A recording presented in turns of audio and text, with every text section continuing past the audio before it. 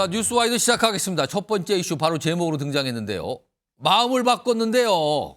바꾸기까지 12시간 정도밖에 걸리지 않은 것으로 알려집니다.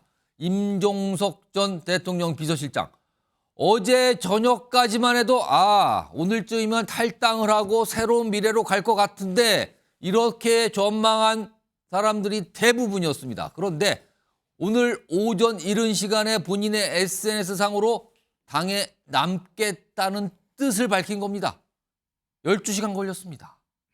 자, 그럼요. 우선 이와 관련된 얘기부터 좀 들어보시죠.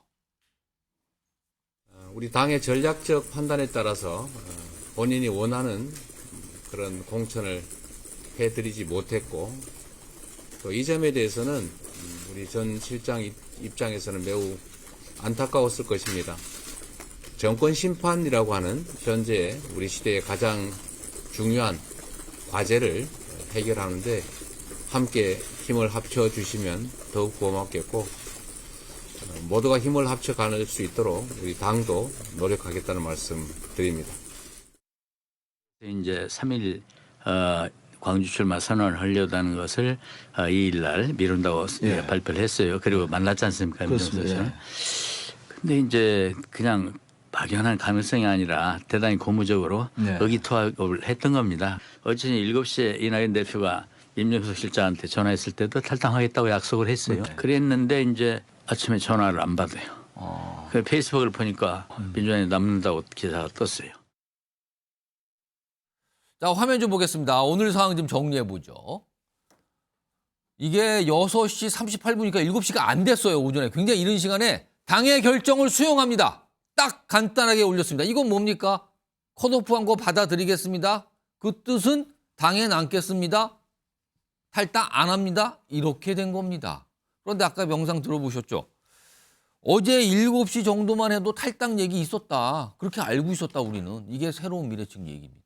그렇다면 12시간이 채 안 된 상황에서 뭐가 바뀐 겁니다. 화면 좀 보죠. 시간수로 좀 정리 좀 해봤는데요. 지난 1일 민주당에서 컷오프 제거해달라는 요구, 임종석 실장 요구 받아들이지 않았어요. 불수용입니다. 그리고 나서 이재명 속내 알겠다. 이런 글을 올리죠. 이쯤 되면요. 이거 뭔가 일이 벌어질 것 같은 분위기였어요. 그리고 그날 이낙연 새로운 미래 대표와 서울에서 만났습니다. 뭔가 진척이 되고 있는 모습 분명히 느껴지는 상황이었죠. 그리고요. 이낙연 대표가 총선 출마 회견을 연기했습니다. 광주 출마 이게 예고된 상황에서 밝히지 않고 연기한다고 했습니다. 그리고 나서요. 어제입니다. 오후에. 일부 언론 보도가 나왔거든요. 탈당 불출마 가능성. 근데 이 보도에 대해서 반박을 합니다. 사실이 아니라고요. 이게 밤 상황이었어요. 그리고 오늘 아침 이른 시간에 당의 결정을 수용하겠다라고 입장을 냅니다. 그리고요. 방금 전에도요. 뭔가 임종석 전 실장이 입장을 냈는데 이렇게 글을 올리네요. 업데이트를 한 거예요. 1시간 정도에. 10월 4일 총선이 4월 10일 총선일인데 윤석열 정권 심판의 날. 그리고 바탕은 파란색과 민주당 로고. 민주당에 남겠다. 그리고 민주당과 뭘 같이 한다는 걸 다시 한번 의지를 밝힌 셈이 됐습니다. 자, 정기남 조선대 개원 교수님. 왜 당에 남기로, 민주당에 남기로 결정했는지 이거 굉장히 짧은 시간에 뭔가 바뀐 것 같거든요. 무슨 혹시 이유를 들으신 게 있습니까? 직접 들은 얘기는 없고요. 그럼 전언은 있습니까? 전언은 이제 본인 스스로가 그 과거에 얼마 전이죠. 성남 중원에 윤영찬 의원이 탈당한다고 했을 때도 당의 잔류를 간곡하게 호소했고 또 다른 탈당 비명 그룹의 친문 그룹에서 탈당 움직임이 있을 때도 본인이 적극적으로 만류했던 사람입니다. 그래서 어제 밤 사이에 아마도 이제 여러 가지 뉴스들이 나오니까 결국은 함께했던 그 친문 소속 의원들 그다음에 또 86 운동권 그룹 또 할 수 있는 의원들이 여러 명이 전화를 해서 당내에서 어떤 뭔가 역할을 찾아보는 것이 가장 현실적이다. 그리고 더 막상 탈당하고 나갔을 경우에 무소속이 됐든 새로운 미래가 됐든 출마했을 때의 당선 가능성 또한 고려하지 않을 수 없다라고 하는 현실적 고려 이런 얘기들이 많이 오간 것으로 알려져 있습니다. 근데 2일까지만 해도 이낙연 새로미래 대표를 만났고요. 탈당 가능성을 절대 부인하지 않고 그렇게 흘러갔거든요. 그럼 상황이 바뀐 거잖아요. 설득에 넘어간 겁니까, 그럼? 뭐 설득이 넘어갔다기보다는요. 임종석 그 전 실장 측에서는 예. 지금까지 일관된 입장을 보여온 부분은 탈당은 없다라는 입장을 견지했다라고 하는 입장은 지금까지 계속 강조하고 있습니다. 근데 탈당할 것 같은 분위기를 풍긴 건 그것은 맞는데. 결국은 행보 자체가 매끄럽지 못했다. 이 임종석 전 실장이요. 이번 그 공천 과정에서 보여준 모습은 본인의 중성동구 갑 공천 문제에 좀 집착한 측면이 있습니다. 뭔가 친문 그룹의 상징성을 가지고 예. 또 후위를 도모하는 차원에서라도 만약의 경우에 본인이 공천을 못 받는 한이 있더라도 예. 당내 공천 과정에서 어려움에 처해 있던 여러 후보들이 있었습니다. 거기에 대해서 공식적으로 문제 제기하고 예. 그런 문제를 좀 공정하고 공천 과정에서 정확하게 반영해달라고 하는 요청을 하는 예. 좀 뭔가 지도자적 입장을 취했다기보다는 예. 본인 스스로 공천 문제에 좀 매몰된 측면이 있다 보니까 이번에 본인 결국은 컷오프되는 과정에서 저는 일시적인 충격은 있었을 거로 보여집니다. 그 충격이 저는 이낙연 대표와의 회동이라고 하는 여러 가지 상황을 한번 검토해보는 예. 그런 어떤 매끄럽지 못한 행보로 이어졌을 가능성이 저는 커 보입니다. 김영주 전 의원님. 네. 혹시 어제 밤하고 오늘 저 SNS로 본인이 당에 남겠다는 입장을 발표했고 사이에 혹시요 문재인 전 대통령과 전화 통화 등 어떤 접촉과 연락이 있었고 여기에서 어떤 설득이 있었을 가능성 이거 어떻게 보십니까?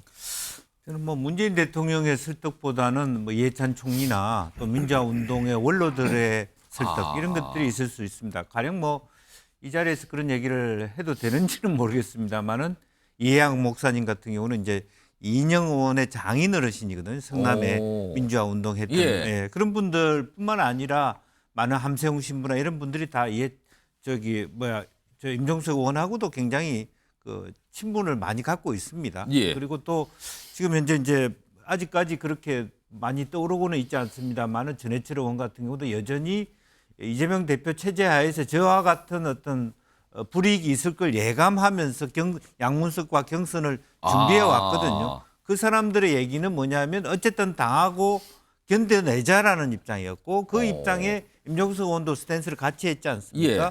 사람인지라 욱하는 마음에 나도 탈당해서 나가고 싶다는 마음이 있었고 예. 또 그런 개연성을 한번 살펴보자는 의미는 있었습니다만은 두 가지 선택지죠. 만약에 이낙연 그 총리의 새로운 미래에 가면 광주에 출마해야 될지도 모른다. 전혀 뜻밖으로 이제 그런 부담감 그리고 전체적으로 제3지대의 키맨으로 남아야 되는데 본인이 원하는 거는 민주당의 대선 후보나 그 안에서 핵심이고 메인스트림으로 가고 싶은 건데 전혀 자기가 생각했던 그 방향하고 진로가 달라요. 예. 가령 광주에 출마해서 광주 서울에서 양양여 의원 자리에 출마해서 양부남이나 누구 민주당 후보하고 붙어서 만에 하나 질 경우 자기 정치 생명 완전히 끝납니다. 예. 그렇지 않습니까? 그런 그리고 또 하나는 감안을 탈당을 것이다. 했을 때 이재명 대표 체제 하에서는 입당은 불허할 겁니다. 입당이 어렵습니다. 예.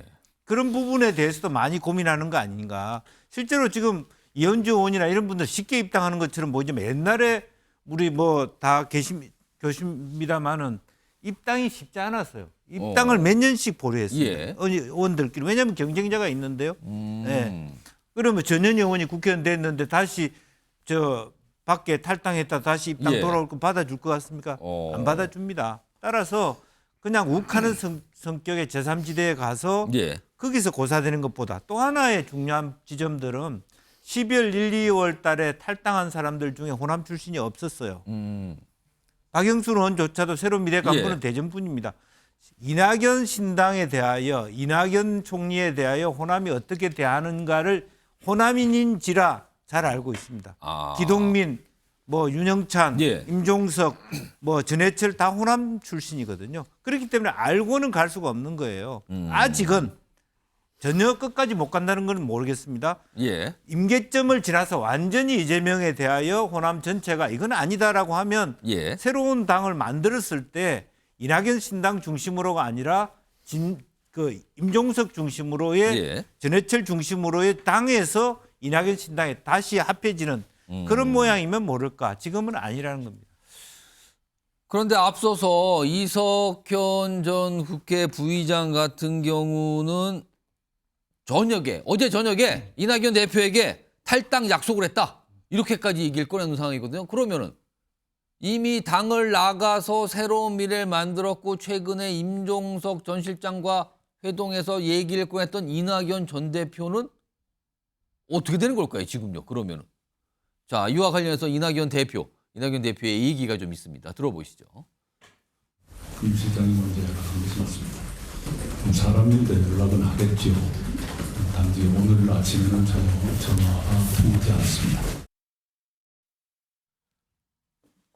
김철현 교수님, 지금 이낙연 대표의 마지막 발언, 사람인데 전화는 하겠죠.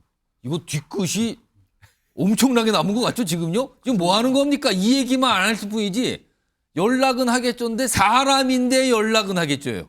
이거 보통 때 굉장히 화났을 때 쓰는 표현 아닙니까? 왜냐하니까 공교롭게도 이름이 뭐 이준석, 임종석 이렇게 석자 돌림이 돼서 그런데 예. 시즌1에 보면은 이준석 대표와의 낙석연대에서 뒤통수를 맞았거든요. 한 번 맞았어요. 이게 시즌2죠 이제 그 뭐. 시즌2 뒤통수입니까? 낙석연대 또 뭐 낙석연대가 되는 거니까. 임종석. 그러니까 같은 이제 석자 돌림인데 어떻게 보면 이낙연 대표가 어쨌든 시즌1 낙석연대에서 뒤통수 한 번 맞고 이번에도 결국 좀 또 한 번에 뒤통수를 맞은 걸로 이렇게 봐야 되는 거죠. 근데 저는 좀 그 임종석 전 실장 같은 경우에는 재선 의원의 어떤 대통령실의 어떤 비서실장까지 한 것 치고는 굉장히 정무적 판단이 좀 떨어진다고 보입니다. 왜냐하면 이번에 보면 어쨌든 간에 비명계 구심점으로 예. 어쨌든 굉장히 좀 정치적 위상이 올라왔고 거기 때문에 지금 이재명 대표 어떤 사천 논란에 대해서는 본인이 지금 뭔가를 해야 되는 타이밍이거든요. 근데 결국은 당의 결정을 수용하고 지금 당의 결정을 수용한 데서 저는 잔류를 하면 안 되거든요. 왜냐하면 당의 잔류를 한다는 건 결국은 총선에서 이재명 대표가 폭망하고 그 이후에 당권을 노리겠다는 것밖에 안 보이기 때문에 당에 남아서 지금 본인에게 기다리고 있는다는 거는 그런 기회가 총선에 져야 기회가 온다. 그런 거죠. 그렇게 되면 이번은 굉장히 그런 부분에 있어서는 굉장히 좀 잘못된 뉘앙스로 근데 비춰질 수 방금 있거든요. 전에 임종석 전 실장이 SNS에 올린 게 파란 바탕에 민주당 로고 그러면서 4월 10일 무슨 승리를 다짐하듯 글을 올렸거든요. 그러니까 지금 임종석 실장은 본인이 대통령실의 비서실장으로 났느냐 아니면 이번에 이재명 사철 논란에서 비롯됐기 때문에 앞으로 차기 당권 또는 차기 대권으로 갈 수 있는 길까지 열리느냐 예. 이 중대한 기로에 서 있는데 그 중대한 기로를 잘 모르는 거예요. 그러니까 본인에게 어떻게 열리는 본인의 어떤 미래 청사진에 대해서 한 번도 생각해 본 바가 없기 때문에 본인이 어디로 가야 될지 모르니까 또 이 민주당이라는 그 둥지 남아 있는 거거든요. 그러면은 김철원 교수님 보기에는 좀 이상한 선택을 했다고 판단하시는 그렇습니다. 거예요? 저는 임종석은 이제 임종석의 길을 가야 하는 겁니다. 그러면 민주당이라는 그 틀을 본인 스스로가 깨고 나와야 되거든요. 이번에 그런데 그럼 당을 나갔어야 된다. 그러니까 당을 나가야 됩니다. 지금 임종석 실장 같은 경우는 당을 나가서 광주로 가야 되거든요. 광주에 가서 저는 이낙연 전 총리하고 합계하는 건 안 되는 겁니다. 이게. 근데 가서 저는 무소속 출마를 하고 거기서 광주의 아들이라는 어떤 상징성을 갖고 저는 뛰어들어야 된다고 보거든요. 왜냐하면 예. 지금 호남에서 보면 지난 대선 때 이낙연 총리가 이재명 대표에 졌던 이유는 딱 하나입니다. 호남 필패로거든요. 호남 후보는 대선에서 진다. 그 대신에 영남 후보를 내면 이긴다고 하는 그런 약간의 어떤 호남인들이 가지는 피의식이 있는 거거든요. 예. 그렇기 때문에 저는 임종석 실장이 호남에 가서 광주 아들 자처하고 앞으로 호남 대망론을 띄우면 예. 본인에게 좀 길이 열릴 수 있는 거거든요. 그런데 당에 잔류하게 되면 결국은 이재명 표 사천이 결국은 본인이 수수방관하고 묵인하는 꼴이 되는 거거든요. 그렇기 때문에 저는 비명계의 구심점으로서 임종석 실장이 지금 선택해야 되는 건 민주당이라는 틀을 깨고 예. 본인이 나와서 임종석의 길을 가줘야 되는 거거든요. 그런데 본인이 미래청사진에 대한 생각이 없으니 또 당에 잔류하겠다는 아주 비겁한 아주 그런 소심한 명분 하는 거거든요. 그럼 결국은 임종석 실장한테 남아있는 길은 뭐냐. 전현희 후보의 동네 선거대책위원장 하는 것만 딱 남아있는 겁니다. 중구 성동갑 선대위원장을 전현희 한다. 후보가 지금 임종석 실장을 만나서 본인이 선거대책위원장을 부탁하겠다는 예. 거잖아요. 그럼 저분이 지금 해야 되는 게 결국은 중앙선거대책위원장도 아니고 동네 선거대책위원장을 맡아야 되는 상황이 되니 예. 그 정도 되면 저는 임종석 실장이 본인이 지금 어떻게 해야 될지를 본인이 생각해서 본인의 길을 가야 됐더라고 그렇게 저는 보입니다. 지금 이렇게 되면 당에 남아요. 그러면서 무슨 총선 승리를 약간 다짐하는 듯한 글까지 오늘 또 추가로 올렸거든요. 이렇게 되면 임종석 전 실장은 무엇을 기다리고 있는가? 지금 머릿속에 어떤 그림을 그리고 있는가? 이 얘기가 이제 오늘도 나오기 시작을 해요. 지금 김철원 교수님은 이거 판단 잘못한 것 같은데요. 나가야 되는데 왜 안 나갑니까? 약간 이런 논평을 해주셨는데 임종석 전 실장의 향후 행로에 대해서 짐작하시는 분, 전망하시는 분 이런 얘기들이 좀 있습니다. 들어보시죠. 임종석 비서실장이나 홍영표 네. 의원 등이 어떤 경우에도 민주당을 떠나지 않는다. 저는 8월 전당대회에서 무엇을 도모할 것 같다. 이런 예측을 하는데 민주당을 떠날 수 없는 그런 중진들이다. 자기가 비서실장 할 때 총리를 하신 분이고 잘 아는 사이니까 만나기는 만났지만은 이낙연 대표하고 함께 가면은 망합니다. 왜 그러실까요? 뭐 그걸 동의해서 그럴까요? 공감해서 그럴까요? 보시기에 나중에 이재명 대표가 어떻게든 간에 여러 가지 이유로 유지되기 어려우니까 그때를 노리겠다 뭐 이런 생각인가요? 잘 모르겠습니다. 특별히 제가 해석할 문제는 아닌데 또 민주당에 남아 계시는 분들은 왜 이렇게 계산이 많습니까? 정말 고뇌에 찬 그런 결단을 해주셨을 거다 생각하고요. 정말 어려운 결단을 해주셨다고 생각을 하고요. 제가 조만간 빠른 시일 내에 찾아뵙고 또 이번 성동갑 선거에서 수락을 해주시면 선대위원장으로 모시고 함께 힘을 모아서 원팀이 되어서 반드시 승리하겠습니다. 그러니까 이게 복잡한 게 지금 전현희 후보 같은 경우는 본인의 선대위원장 해달라고 요청을 한 상태잖아요. 이거를 임종석 전 시장이 받아들일까? 받아들여서 만약에 전현희 의원을 당선시켰어요. 그럼 어떻게 되는 거예요? 그 다음에는. 이재명 대표는 어떻게 되는 거고.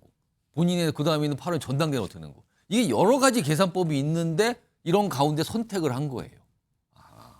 이런 가운데요. 다 화면 좀 보겠습니다. 이 사진이 지금 방금 올라왔어요. 홍영표 의원이잖아요. 홍영표 의원도 지금 당을 나가네 마네 얘기가 나오시는 분 본인도 컷오프 됐잖아요. 근데 이게 오늘 문재인 전 대통령을 만나서 지금 한 10여 분밖에 안 됐어요. 이 사진이 올라온 지. 만났다는 사진을 저렇게 공개하고요. 문재인 전 대통령 총선 문제의식에 공감, 안타깝다고 심정 밝혔다. 그러니까 홍영표 의원 입장에서는 뭔가 문재인 전 대통령의 힘을 좀 얻어보려는 움직임 같단 말이에요. 오늘 만났다는 거예요. 그 사진하고 홍영표 의원이 내놓은 설명 다시 한번 자막으로 볼까요? 여기 보시면 정혁진 변호사. 네네.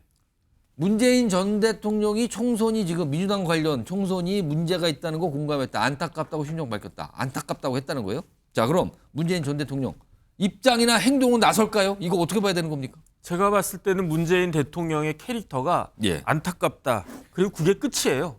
뭐 내가 뭐 해줄 것도 없고 안타깝습니다 하고 그냥 옆에서 보니까 안타깝다. 매우 안타깝다. 정말 안타깝다. 그렇죠. 저는 사실은 어떤 생각이 드냐면요. 임종석 전 실장의 한계가 이번 기회에 완전히 드러났다. 저는 그렇게 생각이 한계요? 왜냐하면 임종석 전 실장이 뭐라고 그랬습니까? 그 이재명 대표의 속내는 충분히 알아들었다라고 했어요. 그게 며칠 전이었어요, 지금요. 이재명 대표의 속내가 뭐겠습니까? 민주당의 임종석 전 실장 당신의 지분은 전혀 없다. 그러면서 그때 이재명 대표가 뭐라고 그랬습니까? 많은 사람들 보고 탈당하든 말든 그건 자유다라고 그 이야기했어요. 그 이야기는 뭐냐면은 나가든 말든 알아서 해라 이 이야기 아니었겠습니까? 그러니까 조금 전에 그 이낙연 대표가 뭐라고 이야기했습니까? 먼저 전화를 했다고 그랬잖아요. 이낙연 대표가 이런 여러 가지 재반 사정들을 보고 임종석 전 실장에게 전화를 한 게 아니고 임종석 전 실장이 먼저 전화한 거예요. 먼저 연락을 했다. 그 이야기는 뭐겠습니까? 나도 탈당해가지고 새로운 미래에 들어가겠다. 이 이야기를 한 거 아니겠습니까? 그래서 지금 몇몇 높이 평론을 하신 분들이 오늘 패널 분들께서 뒤통수 얘기를 하셨단 말이에요. 그래서 지금요. 그러니까 이낙연 대표는 지금 얼마나 반가웠겠습니까? 지금 뭐 조국신당까지 뭐 나서고 뭐 개혁신당한테 까이고 그랬으니까 그런 상황에서 지금 임종석 방송에 실장이 적합하지 않은 용어를 하나 쓰셨어요. 약간 당했다로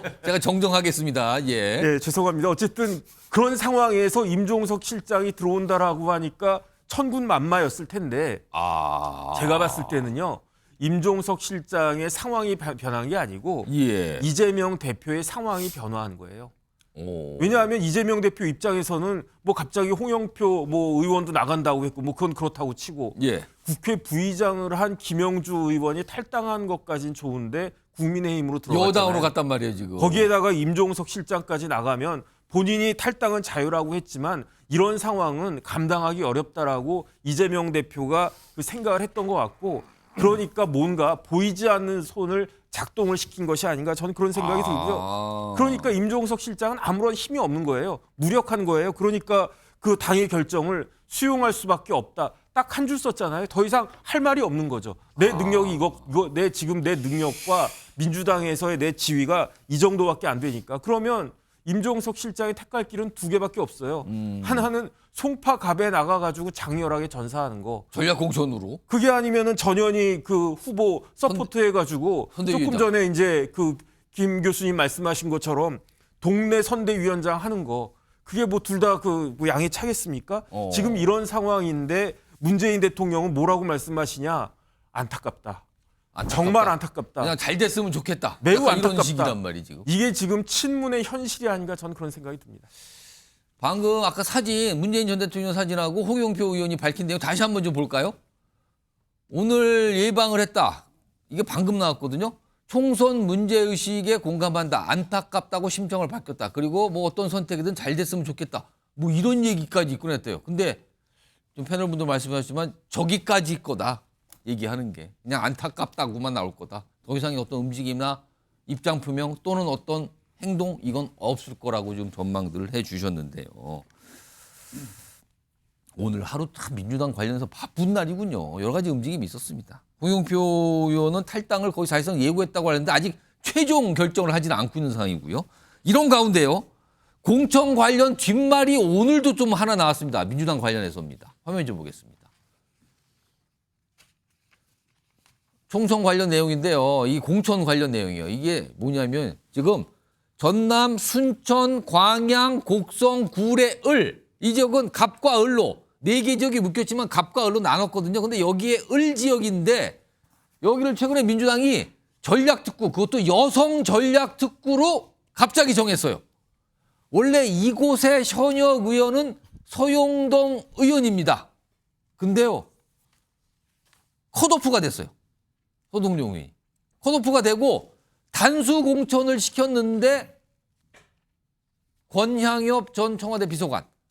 근데 지금 뒷말이 나오는 대목이 지난 대선 당시에 김혜경 씨, 이재명 대표의 부인, 당시에 배우자 보좌를 했던 그 조직의 부실장으로 활동했다는 거예요.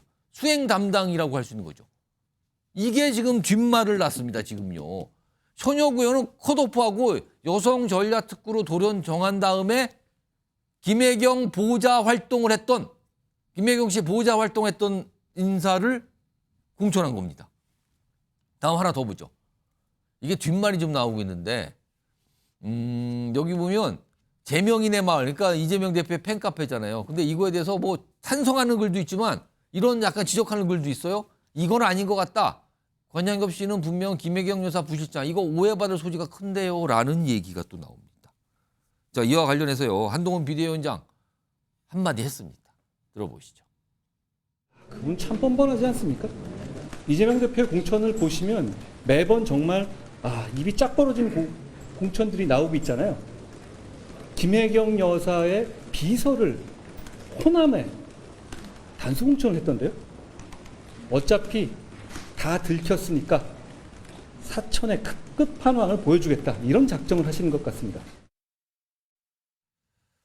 자, 정기란 교수님, 이거 일단 이거 어떻게 좀 이해하고 계시죠? 이 상황은 이게 뭔가 오해입니까? 아니면 무슨 상황입니까? 이거 설명 좀 해주세요. 그러니까 들으신 얘기를 좀 말씀해 주세요. 한마디로 정리하면 이렇습니다. 그 지금 현재 민주당에서 진행되고 있는 공천 과정에 대한 관리에서 실패하고 있다. 이렇게 보여집니다.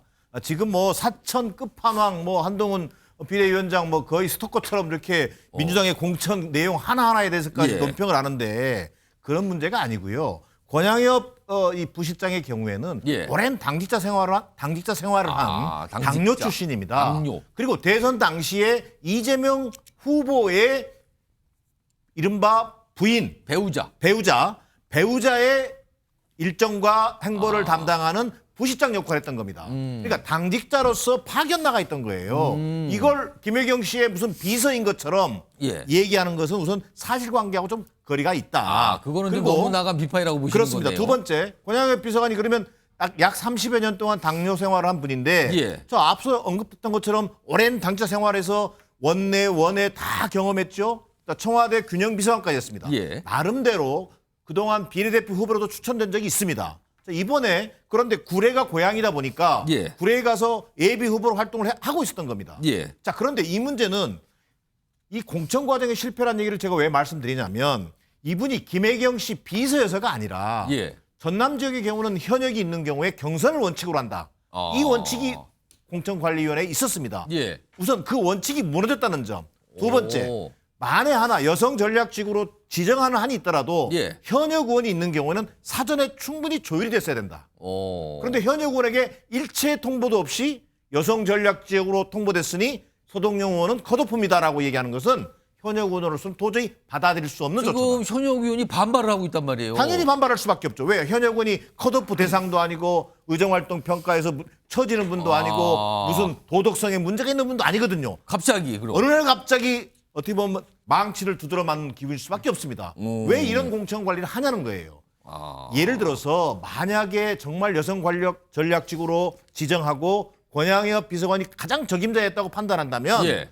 그분이 투입될 수 있는 지역에 대한 고민이 먼저 이루어졌어야 된다. 그런데 그런 논의가 전혀 없이 예비후보로 활동하고 있는 지역을 뒤늦게 예. 그것도 전국에서 유일하게 여성 전략지구라고 하는 것을 지정하면서 단수공천하고 현역을 컷오프하다 보니까 결국은 이게 이재명네 마을이라고 하는 팬카페에서조차 예. 이 권양엽 씨가 결국은 김혜경 씨의 부실장, 배우자 부실장 역할을 했기 때문에 예. 내리 꽂은 것 아니냐라고 하는 그 오해를 불러일으키게 되고 예. 더 나아가서 공천 과정에 대한 투명성, 공정성 문제까지 시비가 붙게 되는 이런 논란을 자초하고 있는 겁니다.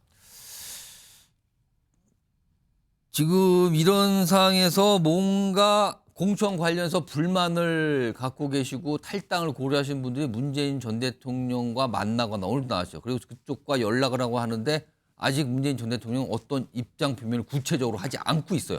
전원 형태로 안타깝다, 최선의 어떤 결정을 하길 바란다, 약간 이런 취지의 얘기 정도만 전원을 통해서 들어오고 있는 상황인 겁니다. 지금 민주당과 관련된 모습 좀 전해드렸고요. 다음은요. 최근에 민주당을 나오신 분이 오늘 국민의힘에 입당을 공식적으로 했습니다. 그분과 관련된 얘기 지금부터 좀 해보죠. 제목 보겠습니다.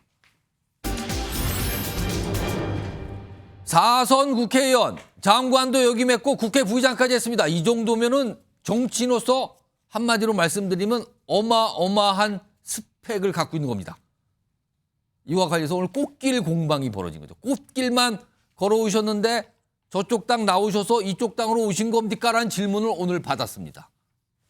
자, 김영주 국회의장, 국회 부의장. 이제는 사표를 냈어요. 부의장 자리에 대해서. 그래서 전 부의장이라고 해야겠군요. 자, 오늘 국민의힘 입당식이 있었는데요. 관련 영상 묶여 있습니다. 보시죠.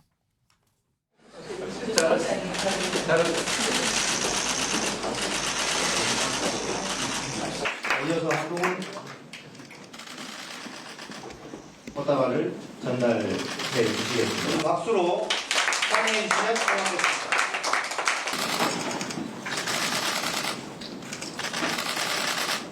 우리 국민의힘의 모식에 대해서 저는 대단히 기쁩니다. 그리고 너무 환영합니다. 정치인은 국가의 발전과 국민의 삶의 질 향상을 위해서 일을 해야 된다고 생각을 합니다. 개인의 사리사욕을 위한 도구로 쓰여져서는 안 된다고 생각합니다. 이번 선거에서 최선을 다해 승리하겠습니다. 사리사욕 이런 거 안 됩니다. 그런 도구로 써도 안 됩니다. 이렇게까지 아마도 민주당과 이재명 대표를 비판한 취지로 한 말이겠죠. 자, 김영주 전 부의장, 김영주 의원에 대해서 화면 좀 보겠습니다. 자, 그동안 뭐 아시는 분도 있지만 굉장히 정치인으로서는 화려한 경력이에요. 17대 총선 비례대표, 그리고요 그 이후에 19, 20, 21대 총선은 지역구를 통해서 영등포 갑입니다. 여기서만 3선이죠. 민주당 소속이었어요. 그리고 문정부 때 장관, 고용노동부 장관, 그리고 21대 이번 국회 때 부의장을 역임한 겁니다. 근데 민주당을 나가서 오늘 국민의힘에 입당을 한 겁니다. 자, 보면 아까 뭐 장관, 그다음에 사선 의원, 국회 부의장 등등등 정치인으로서 굉장히 어떻게 보면 화려한 경력을 갖고 있는 거거든요, 지금요. 자, 이런 상황에서요. 오늘 입당식하고 기자들의 질문을 받았는데 몇 가지 좀 날이 선 질문들이 오늘 나왔어요. 그리고 설명을 좀 합니다. 들어보겠습니다. 저는 그때 지도부가 아니기 때문에 제가 거기에 가서 뭐 유세를 한다든가 거기에 참여하지는 않았습니다. 민주당 그 의원으로서 그 옆에 같이 참석만 했을 뿐이지 저는 그런 행동은 하지 않았습니다. 그게 꽃길을 걷지 않았습니다. 제가 여기까지 오는 거는 당의 공천이 있었고 국민들의 응원과 영등포 주민들께서 저를 지지해줬기 때문에 이 자리에 왔다고 생각을 하고요. 민주당에서도 보수가 있고 국민의힘에서도 진보가 있다고 생각을 합니다. 누가 비판하시죠? 어떤 이념적 지향이 다를까요? 정책적인 면에서 모든 게 다 같을 필요는 없어요. 저는 많은 부분에서 저희가 바라보는 지향점과 결코 다르지 않다고 생각합니다. 우리의 기본 철학을 공유한다면 다양한 생각을 가진 많은 사람들이 모일 때 더 강해지고 유능해질 수 있습니다. 자, 국민의힘 입장에서는 뭔가 스펙트럼을 좀 넓힌다. 그러니까 다양한 인물들이 총선에 출마해서 뭔가 당의 어떤 이 범위를 좀 넓힌다. 그런 측면이 있을 거예요. 그런데 오늘 김영주 전 부의장, 김영주 의원이 받은 질문 두 가지가 있는데 아니 그동안 꽃길만 걸으신 거 아닙니까? 그런데 꽃길만 걷지 않았다는 얘기가 나왔고요. 그리고 지난 보궐선거 유세 때 강서구청장 보궐선거 때 그때 현 정부 무슨 타도한다는 취지, 현 정부에 대한 비판 발언을 하지 않았는데 본인은 유세 등 참여 안 했습니다. 김영주 전 의원님, 이거 어떻게 봐야 됩니까? 뭐 보는 입장이 굉장히 다양할 수 있습니다. 사실은 문재인 정부 때 장관까지 하셨고 사선 의원이신데 이렇게 너무 쉽게 국민의힘으로 가는 것에 대해서 조금 다소 저도 정치인으로서 혹은 김영주 의원을 같이 상임위 한때 활동했던 의원으로서 참담함을 느낍니다. 자기가 이재명 대표가 과거에 다 지나간 일, 즉 신한은행 채용 비리 사건 실체가 있든 없든 간에 수사도 되지 않았던 부분에 대하여 그렇게 빵점을 줬다. 혹은 그런 어떤 그 해명해라고 얘기를 했는데 본인 이재명 대표를 비롯해서 당에 많은 사람들이 현재 재판을 받고 있거나 수사를 받고 있는 사람조차도 심지어 공천을 주고 있는 상황에서 다 지나서 수사 대상도 아닌 수사권 없음으로 지나간 일에 대해서 그렇게 한 것에 기분 나빠하는 것은 현 민주당의 공천 시스템에 문제가 있다라고 하는 건 이해할 수는 있습니다만은 그렇게 갑자기 국민의힘으로 가는 것은 결코 바람직하지 않고 또 실제로 국민의힘의 그 영등포 갑 당원들은 얼마나 참담하겠습니까? 거기서도 지금 총선 준비하신 분이 있었을 텐데. 있었고 또 그동안에 구청장과 김영주 의원이 여러 가지 활동 속에서 자기가 적대감을 느껴왔을 텐데 갑자기 당협위원장이나 자기 지역에서 국회의원으로 받아들여야 된다는 것에 대한 참담함도 있을 겁니다. 이제 그런 부분에 대해서 한국 정치가 너무 쉽게 표변하고 있다라고 하는 아쉬움을 느끼고 최근에 어찌됐든 간에 민주당이 매우 경직돼 있는 상황 속에서 골프 치러 가고 그런 부분에 대해서 문제가 있는 것이죠. 이제 그런 부분에 대해서 그렇기 때문에 아마 저런 질문이 나왔을 겁니다. 너무 편하게 정치 활동한 거 아닙니까? 당에 대해서 그렇게 극악스럽게 윤 정권에 대하여 또 혹은 후쿠시마 오염수 문제에 대해서 당이 활동할 때 당신 뭐 했습니까? 이런 질문을 할 수밖에 없는 처지고 아마 그러다 보니까 저런 질문과 답이 나온 것 같습니다. 김철영 교수님, 일단 지금 아직 공천은 결정 안 됐지만 원래 본인 지역군 영등포 갑 쪽으로 공천이 결정되지 않을까라는 게 지금 중론이거든요. 그러면은 그 지역에는 국민의힘 조직들이 있을 거 아닙니까? 그럼 한마디로 말해서 적장이 갑자기 우군이 돼서 장수가 돼서 오는 셈 아닙니까? 이게? 이건 뭡니까 그럼 이거는? 그러니까 지금 그 한동훈 비대위원장이 놓치고 있는 부분이요. 지난번에 대전에 이상민 의원 입당 때도 마찬가지고 이번에 그 김영주 의원이 지금 입당을 하고 만약 영등포 갑에 후보를 넣는 부분이거든요. 그 지역에는 한동훈 위원장께서는 지금 입당한 지 한 두세 달밖에 안 되기 때문에 그렇지만 사실 거기 20년, 30년 이 국민의힘이 과거 한나라당, 과거 민주자유당 시절 때부터 이 당을 지켜온 분들이 있거든요. 그분들은 김영주 의원을 한 번이라도 꺾어보고 싶었을 겁니다. 왜냐하면 그 지역이 그동안 민주당에서 줄곧 총선 때마다 이겼던 지역이니까 경쟁 정당에 소속된 분들로서는 그런 생각을 하겠죠. 지난 20년간 김영주 의원한테 맛본 그 패배감, 굴욕감이 있거든요. 그래서 이번 총선에는 어떻게든지 한번 이겨보고 싶었고 좋은 후보자들이 오길 기다렸는데 오히려 그걸로 김영주 의원이 만약에 국민의힘 후보로 나오게 되면 저는 아마 국민의힘 당직자들 가운데서도 상당히 실망감하고 실망하고 아마 기권하는 분들도 나오지 않을까. 그래서 그리고 저는 그 김영주 의원을 선택하게 된 한동훈 비대위원장 어떤 총선 차원에서 실리는 이해를 합니다. 굉장히 쓰임새가 많죠. 어떻게 보면 이재명 대표 어떤 사천 논란에 대해서 그런 저격수 역할도 할 수 있고 또 문재인 정부에서 또 초대 노동부 장관을 했기 때문에 문재인 정부에 대한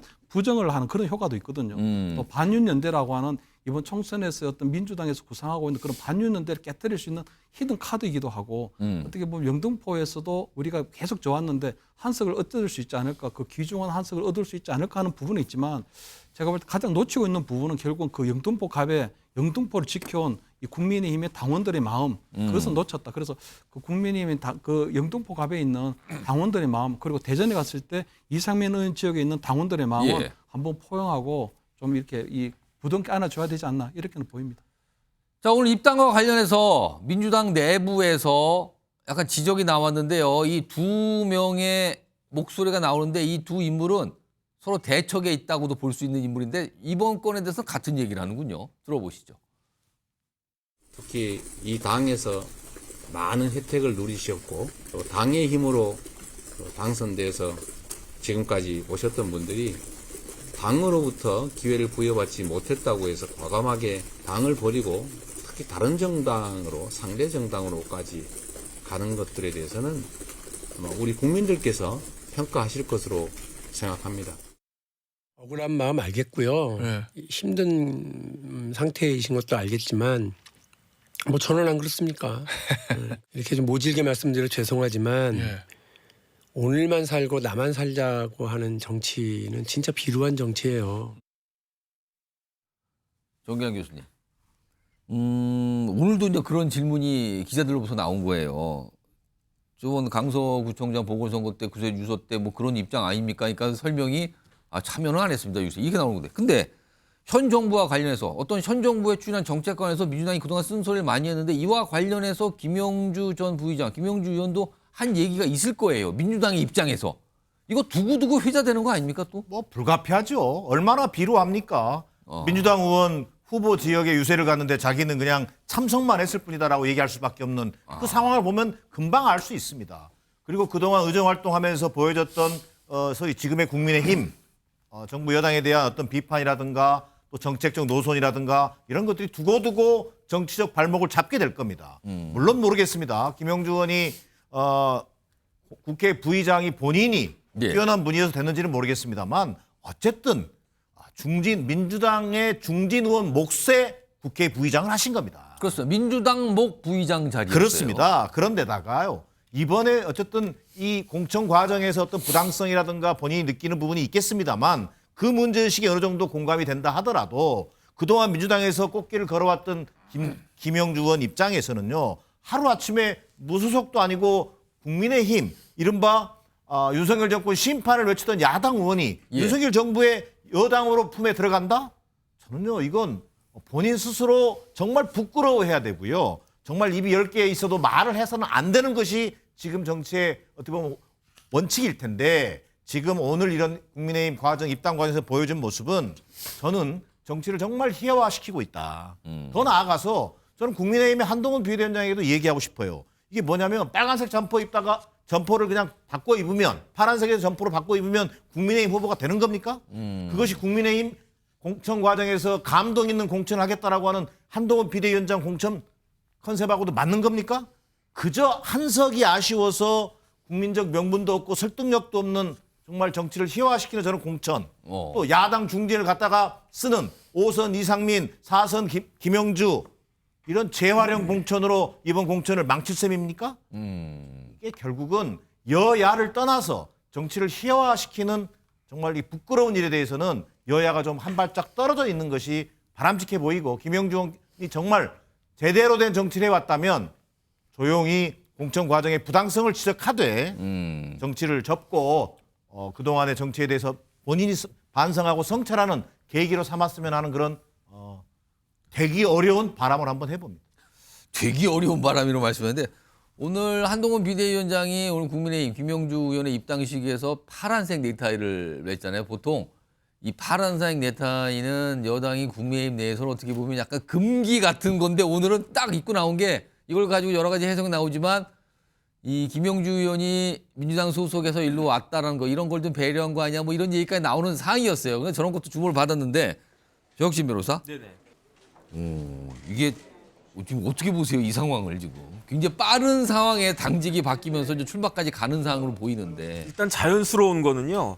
김영주 부의장이 파란 잠바를 입고 예. 그다음에 한동훈 비대위원장이 빨간 넥타이를 매는 게 그게 더 자연스러운 거겠죠. 그러니까 지금 만약에 탈당 이런 상황이 없었다면 그 모습이었죠 지금까지는. 그런데 한동훈 비대위원장이 파란 넥타이를 맸다라고 하는 것 자체가 예. 이재명 대표한테는 굉장히 불쾌할 것이다. 저는 그런 생각이 들고요. 우리나라 헌법에 어떻게 규정하고 있냐면 48조에 국회는 의장 1명과 부의장 2명을 선출하도록 되어 있어요. 예. 그러니까 국회 부의장은 국회에서 선출하는 건데 어떻게 선출하느냐? 국회법에 따르면요.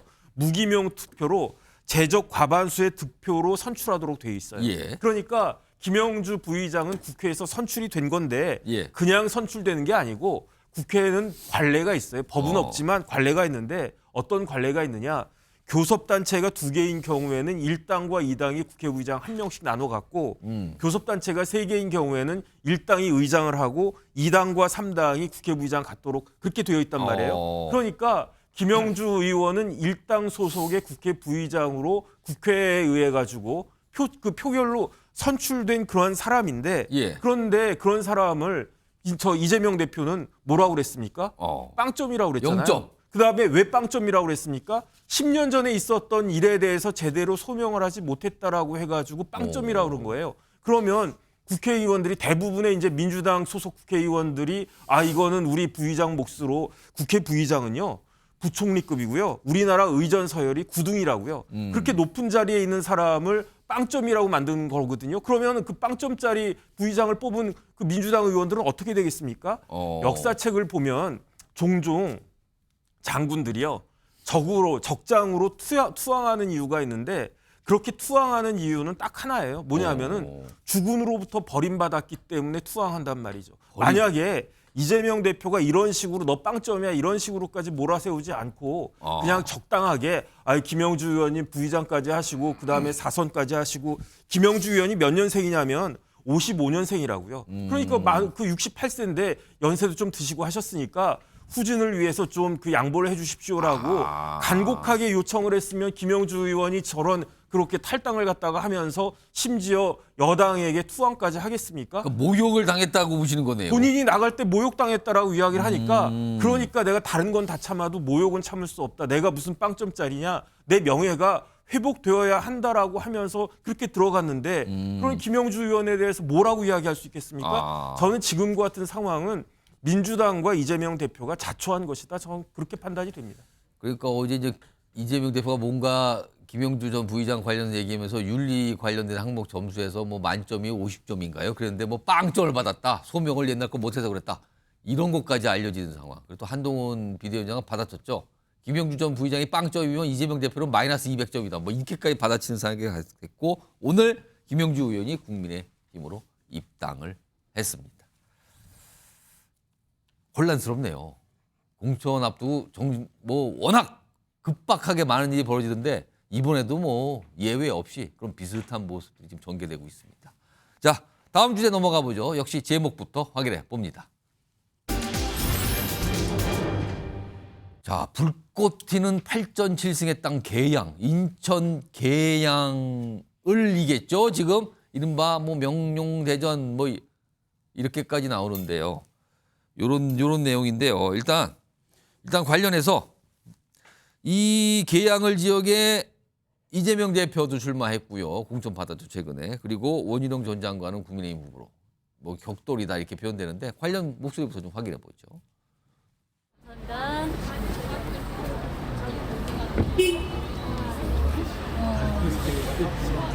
목사님. 네, 이쪽으로. 예배 같이 드리게 됐습니다. 네. 가시죠. 따라가시죠. 안 받았겠다. 저기 가요. 아이고, 알겠습니다. 선생님 아무나 드리지 말았어. 아니요. 왜 그래요? 기분 나쁘게. 알겠습니다. 네. 다 민주당원도 서로 인사하고 대화를 해야 되는 거 아닙니까? 네, 수고하십시오. 하나, 둘, 셋. 네, 꼭 계실 겁니다. 감사합니다. 자, 저기는 인천 계양을 이재명 대표의 지역구죠. 그리고 원희룡 전 장관은 도전자 입장인데 뭐 지지하는 분의 목소리도 있지만 또 굉장히 또 반감을 가진 목소리도 들어보셨죠. 여기 왜 왔냐 뭐 반맛 얘기까지 하면서 나온 이게 최근에 있었던 얘기인데 저렇게 다니고 있는 모습이 있습니다. 이런 가운데 이 지역에 대한 여론조사 결과가 좀 최근에 좀 공개가 됐네요. 화면 좀 보겠습니다. 인천 계양을 그러니까 가상 대결한 거죠. 복수의 후보들. 여기 보면 유동규 씨도 등장해 있네요. 근데 이렇게 쭉 보면은 원희룡, 이재명 각각 보면은 41.6대 45.2. 그러니까 대충 한 오차 범위 안에서 접점이라고 할까요? 아무튼 오차 범위 안에서 이렇게 좀 이 지지율이 나오고 있는 상황이에요. 근데요, 격차가 뭐 오차 범위 아니니까 크게 나지는 않고 있는 상황이거든요. 그런데 과거 선거 좀 보겠습니다. 과거 선거 결과를 보시면요.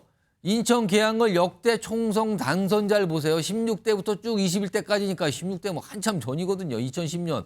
이때 빼고는 다 민주당 계열이죠. 특히 송영길 전 대표가 줄곧 이긴 곳입니다. 그리고 표차도 꽤 많이 난 곳으로 알려지죠. 그리고 2000년대에 진행된 이후에 진행된 8번의 총선 가운데 뭐 7번 뭐 이렇게 다 이겼다는 곳이에요. 그러니까 여기는 민주당의 강력한 어떻게 보면 텃밭이라고 볼 수 있는 곳이죠. 이렇게 좀 어떤 결과가 과거의 결과가 그걸 좀 보여주고 있습니다. 그리고요. 하나 더 볼까요? 이게 이 2020년 6월 인천 계양을 보궐선거 당시에 표차가 10%포인트 이상 났잖아요.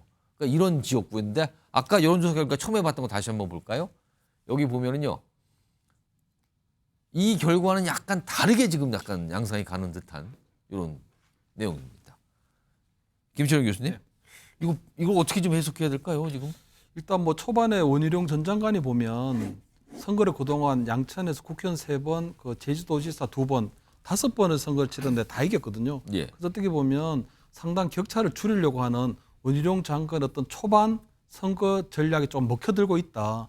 그 중에서도 보면 가장 크게 저 이천수 선수를 함께 동행하는 게 크다고 보이거든요. 그리고 이천수 선수가 지금 보면 거의 같이 다녀요. 막 뭔가 싫은 소리 들을 때도 같이 있고 좋은 소리 들을 때도 같이 있고 그러네요, 지금. 그래서 원희룡 전 장관의 가장 큰 귀인이라고 할 수 있는데 본인 스스로도 밝힌 것처럼 하체가 아주 튼튼하다는 거거든요. 그래서 워낙 이제 뭐 축구 선수 아닙니까? 아침부터 밤늦게까지.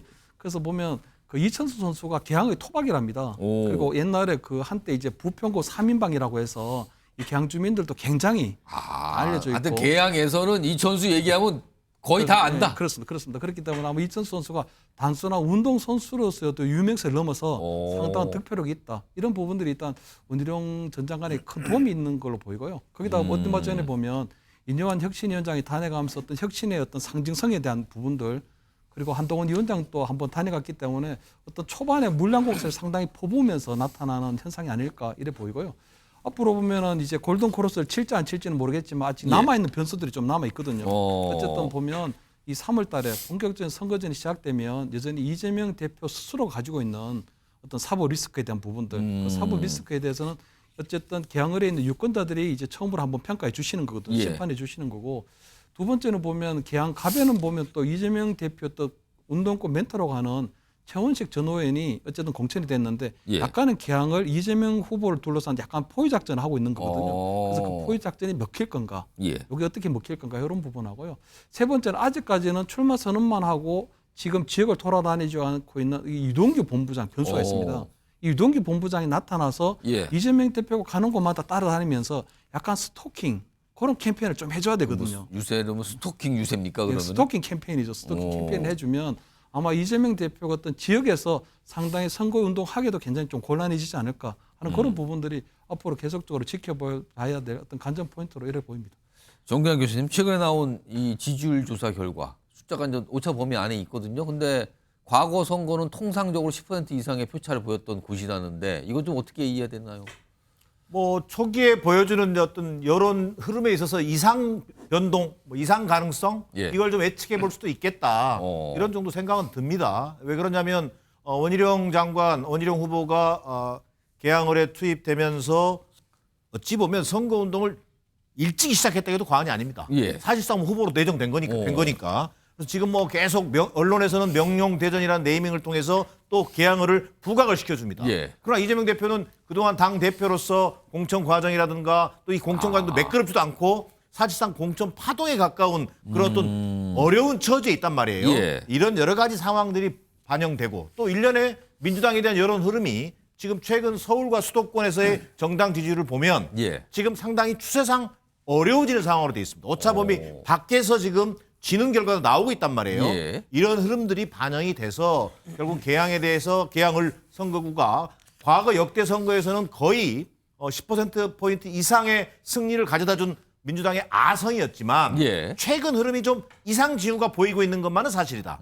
자, 결국 이건 뭐냐면 이재명 대표 입장에서는 물론 결국 마지막 선거 결과는 자신하고 있을 겁니다. 그러나 선거 과정에서 이게 개항만의 선거가 아니라 앞서 말씀드렸던 것처럼 서울과 수도권의 여론이 어떻게 움직이느냐에 따라서 개항 여론도 상당히 영향을 받을 가능성이 높아 보인다. 예. 그런 점에서 본다면 지금의 이 오차범위 내에 우위라고 하는 것을 너무 쉽게 간과하지 말고 좀 겸손하게 지역구 선거도 임하는 예. 그런 모습을 보여줄 필요가 있겠다. 이를테면 당분간 원희룡 후보는 어쨌든 관심을 끌기 위해서 이재명 대표 후보를 거의 스토킹하듯이 아마 하게 될 겁니다. 어떻게든 선거운동 만나려고 할 것 어떻게든 같기도 만나서 하네요. 뉴스를 만들고 예. 쟁점을 만들어내려고 할 겁니다. 그래서 또 앞서도 언급했습니다만 최원식 의원 같은 분을 옆 개항갑에 배치하고 예. 또 한동훈 비대위원장은 또 비대위원장 자격으로 이재명 당대표를 또 협공하고 예. 이런 양상이 벌어질 거거든요. 결국 이재명 대표가 이럴 때마다 사실은 어제 뭐 성당에서 마주쳤을 때 원희룡 장관이 결국 오셨군요. 예, 이렇게 결국 오셨네요. 이렇게 얘기를 나눌 때 저는 이재명 대표가요 답을 뭐라고 했습니까? 무슨 말인지 나옵니다. 무슨 말씀인지 무슨 잘. 말씀인지 잘 저는 자칫 이 원희룡 후보를 무시하거나 좀 거만한 모습으로 비칠 수 있는 것들을 최대한 경계해야 된다. 그러면서 이재명 후보가 좀 정말 이 뭐랄까 토끼몰이 하듯이 예. 조심조심 야금야금 예. 이게 물고 들어오는 원희룡 후보를 공략할 수 있는 어떤 그런 비책을 가지고 있어야 된다는 그럼 게 어제 제 판단입니다. 원희룡 전 장관이 이재명 대표를 보고 결국 오셨네요 했을 때 무슨 말씀이 잘 이렇게 반응이 하잖아요. 그럼 뭐라고 반응을 하는 게 가장 좋았다고 보십니까? 저는 선거운동 열심히 하는 모습 보기 좋습니다. 뭐 이런 얘기가 저는 훨씬 더 멋있어 보입니다. 열심히 하세요. 뭐 열심히 이런 거. 하세요. 이게 예를 들면 앞선 이게 소위 도전자에 대한 어떤 그 공세 방어를 할 때 예. 지나치게 자칫 무시하거나 좀 이렇게 폄하하는 모습으로 비치면 이게 겸손하지 못한 선거운동으로 비칠 우려가 있다라는 것을 지적하는 겁니다. 자, 오늘 원희룡 전 장관은 이천수 이 선수 과거에 축구 국가대표 선수하고 뭐 인천 계양 쪽을 매일 저렇게 다니고 있는 모습이 매일 나와요. 그런 상황에서 오늘 이재명 대표는 서울 종로에서 일정이 있었습니다. 그 모습 확인해 보겠습니다.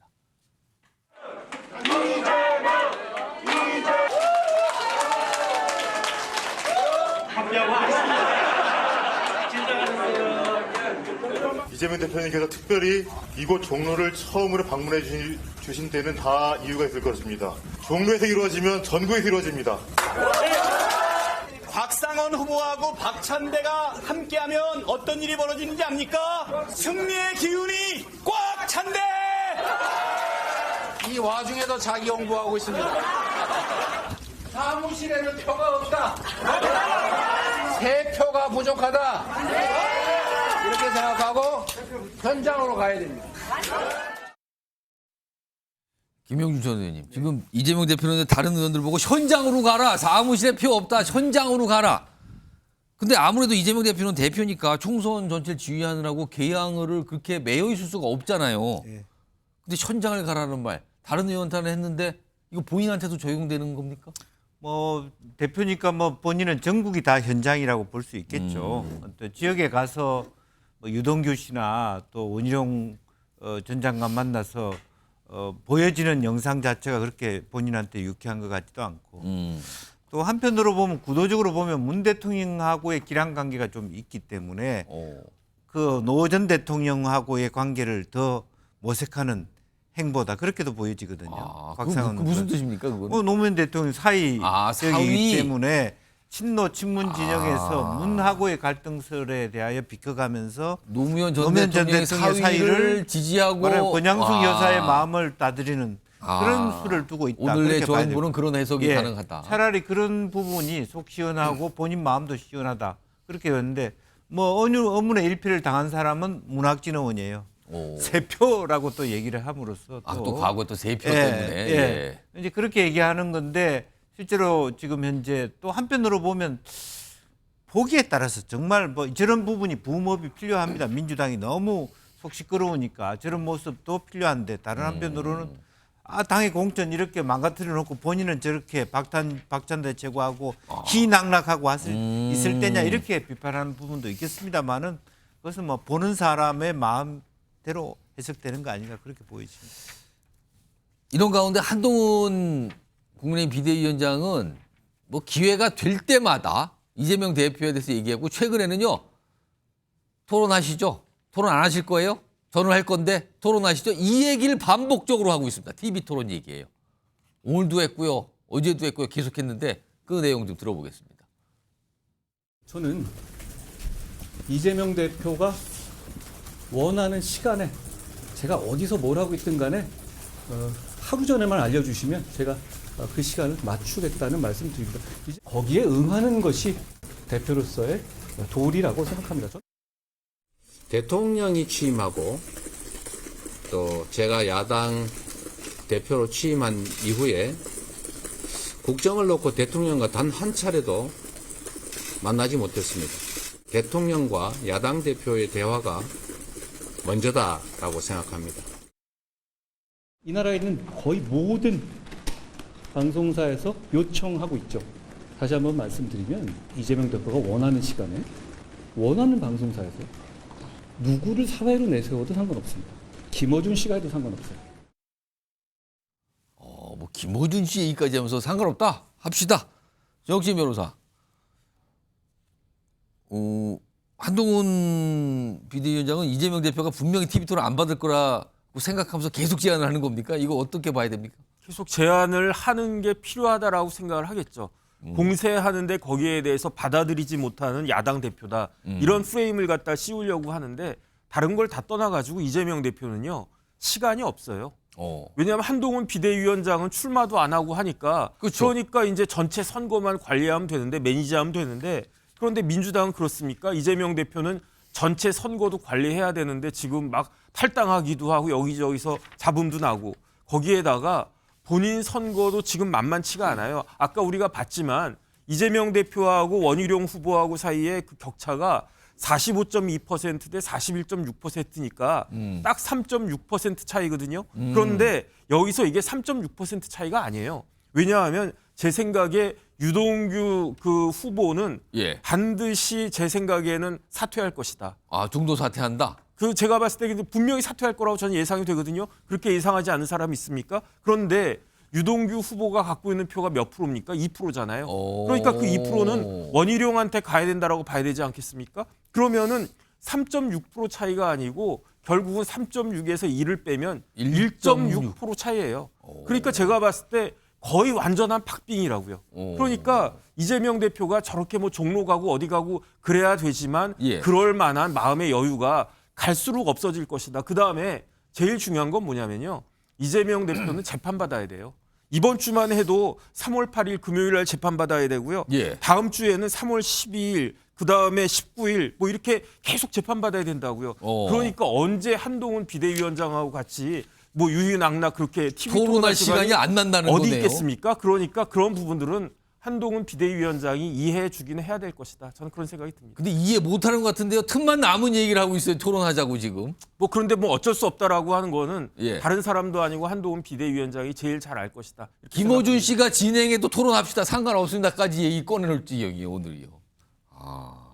저것도 참 여당 분들에게 듣기 어려운 것 같은데 정기남 교수님 짧게 한 1분 드릴게요. 이거 이재명 대표 토론 응하지 않겠죠? 아무리 봐도.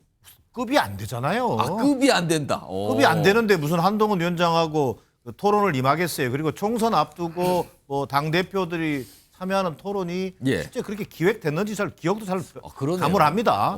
사실은 총선이라고 하는 것은 각 지역의 후보자들 간의 대결이거든요. 아니면 정책 토론 정도를 하겠죠. 뭐 그런 건 가능하겠습니다. 그리고 뭐 선대위원장들을 뭐 초청해서 하는 경우는 또 모르겠습니다. 자, 그런데도 불구하고 저렇게 한동훈 비대위원장이 스토킹 전략 차원에서 끊임없이 매일 하루에도 한두 건씩 이재명 후보만을 물고 늘어집니다. 예. 자, 저는 이걸 항상 얘기합니다만 깐죽대는 겁니다. 근데 저는 한동훈 비대위원장이 여의도 문법을 잘못 배워서 그런 줄 알았어요. 근데 그렇지 않아요. 원래 제가 볼 때는 한동훈 위원장의 캐릭터이고 성정인 것 같습니다. 저것이 얼마나 중도층의 마음을 사로잡는 데 도움이 될지 저는 회의적입니다. 요거 조혁진 변호사께 제가 한 20초 성정인 것 같다까지 얘기 나왔어요, 지금요. 뭐 그것까지야 제가 어떻게 알겠습니까?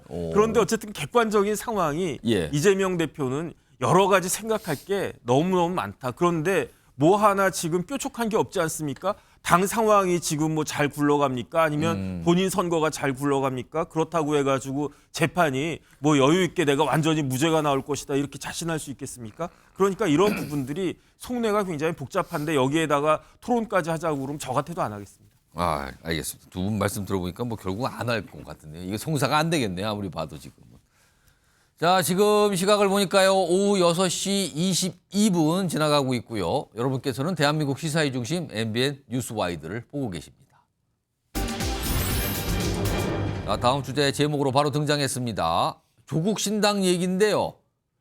대학 입시 기회 균등을 내걸었다고요? 조국 신당. 그럼 많은 분들이 떠올리시죠? 조국 전 장관 입시 비리로 지금 재판받는 거 아닙니까?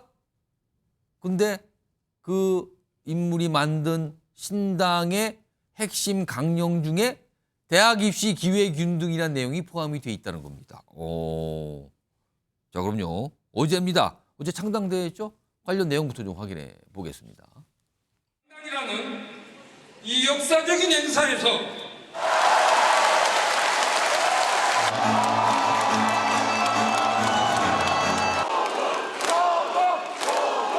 교육개혁과 지역균형 발전을 동시에 추진하겠습니다. 기회균등과 격차 해소에 전력을 다할 것입니다. 약간 총선 공약처럼 들리기도 하죠. 그런 걸 목표로 세웠다는 걸 밝힌 건데 특히 기회균등이에요. 화면 보겠습니다. 당이 만들어지니까 당의 강령이라는 걸 만듭니다. 그 강령은 당이 추구하는 목표를 적은 거죠. 근데 이렇게 돼 있어요.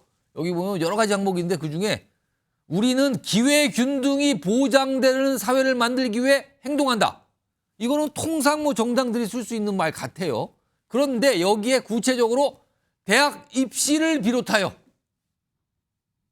여기가 주목이 된 거예요. 대학 입시를 비롯하여 무엇을 위해 그리고 뭘 확산하기 위해 균등하게 뭐 기회균등 선발제를 하고 등등등 행동한다. 근데 대학 입시가 들어갔어요.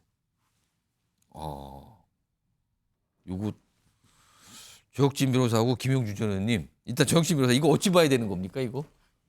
그 조국 전 장관이 입시 비리만으로 재판받는 건 아니에요. 그렇죠. 혐의가 여러 가지가 있어요. 제가 봤을 때 가장 큰 혐의는 직권남용 권리행사죄 방해죄예요. 이제 그거는 진짜 뭐 유죄수 그 감찰 무마 이런 것들 해가지고 그다음 이제 부정청탁금지법 위반도 있고 여러 가지 법이 있는데 그런데 사실은 조국 일가가 문제가 돼가지고 그 문제가 됐던 학교가 제가 일일이 세보니까 7개예요. 학교가 어떻게 되냐면 언급된 학교가요 지금 관련이 된 학교들이 관련이 된 학교가 아니고 유죄로 확정이 됐거나 항소심까지 유죄가 나왔던 그 학교가 제가 읽어드리면 한영외고 고려대, 조지 워싱턴대, 고려대 대학원, 연세대 대학원, 서울대 의학전문대학원, 부산대 의전원, 그 다음에 충북대 로스쿨까지 이렇게까지 그 우리나라 그 입시를 갖다가 완전히 농락했던 그 조국 일가가 조국 거기에 대해서 이제 뭐 그렇게 한다? 저는 진짜로 웃음밖에 나오지 않는다 그런 생각이 들고요. 제가 아주 이렇게 그 좋게 선회를 갖다가 하면 예. 조민 씨나 조국 전 장관 아들 조원인가요? 그 두 사람 다 대학 문제가 다 해결이 됐잖아요. 어차피 조민 씨는 이제 고졸로 끝났지만 예. 어찌됐든지 간에 뭐 다시 대학 들어갈 일이 없잖아요. 그러니까 더 이상 뭐 이제부터는 우리나라 대학 입시가 공정해져도 괜찮겠다라고 생각하는 건가? 저는 그렇게밖에는 해석이 되지가 않습니다. 아, 역시 변호사가 그냥 뭐 아주 엄청 이렇게 뭐랄까 논평을 통해서 뭘 쏟아내셨는데 김영주 전님은 이 강령의 이 입시와 관련된 대학 입학과 관련된 기획운동 이런 게 들어갔단 말이에요. 이거 어떻게 봐야 됩니까? 뭐 그래도 뭐 제가 해보니까 뭐 기회를 균등하게 안 하고 반칙하니까 망하더라. 그걸 느꼈다.